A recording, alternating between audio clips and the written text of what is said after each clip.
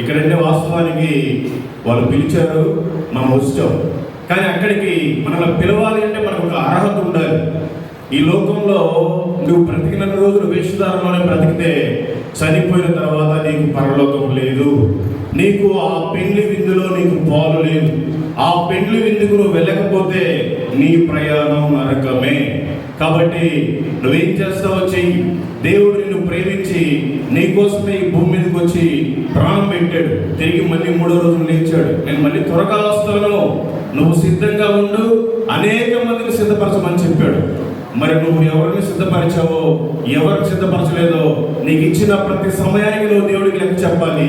దేవుడు నీకు ఇచ్చిన ఉద్యోగానికి నువ్వు లెక్క చెప్పాలి. దేవుడు నీకు ఇచ్చిన కుటుంబానికి కూడా నువ్వు లెక్క చెప్పకపోతే నీ ప్రయాణం నరకమే.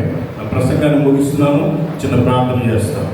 ప్రేమ కలిగిన తండ్రి, కృపగల మా యేసయ్య, మీకు స్తోత్రాలు ప్రభా, మీకు వందనాలు ప్రభా. మరి అనుకోని రీతిగా ప్రభా మీరు ఇక్కడికి నడిపించారయ్యా, మీకు స్తోత్రాలు, మీకు వందనాలు ప్రభా. ఇదిగోనైనా సామ్యాల సక్సేనా గారిని, ప్రసన్న గారిని మీరు ఒకటిగా చేసుకున్నందుకై మీకు స్తోత్రాలు ప్రభా, మీకు వందనాలు ప్రభా. వారిని, వారి కుటుంబాలు ఇద్దరిని కూడా ప్రభా మీరు దీవించండి, ఆశీర్వదించండి. ఇప్పుడు నేను చెప్పిన మాటలు ప్రభా ఎవరైతే విన్నారో ప్రభా, యేసు ప్రభు అంటే తెలియని వ్యక్తులు ఎవరైతే ఉన్నారో వారి హృదయాల్లో మీరు ఈ మాటలు మీరు నాటండి, నీరు కట్టి ఫలింప చేయండి. ఎవరైతే నామకార్థంగా క్రైస్తవులుగా ఉన్నారో ప్రభా వారందరిని మీరు నిజమైన రక్షకులుగా, నిజమైన మీ సేవకులుగా మీరు మార్చండి. నిజమైన మీ కుమార్తె కుమారులుగా మీరు మార్చి మీ రాజ్యాన్ని విస్తరింపజేయడానికి వారికి తగిన భారాన్ని మీరు పెట్టమని యేసు నామములో ప్రార్థించి వేడుకొనుచున్నాము తండ్రి, ఆమేన్.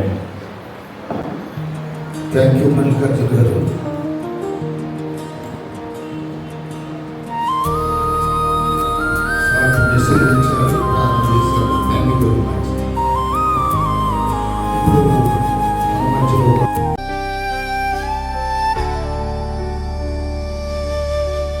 ఆరని ప్రేమ ఇది, ఆర్పజాలని జ్వాల ఇది, అతి శ్రేష్టమైనది, అంతమే లేనిది, అవధులే లేనిది, అక్షయమైన ప్రేమ ఇది, కలువరి ప్రేమ ఇది, క్రీస్తు కలువరి ప్రేమ ఇది.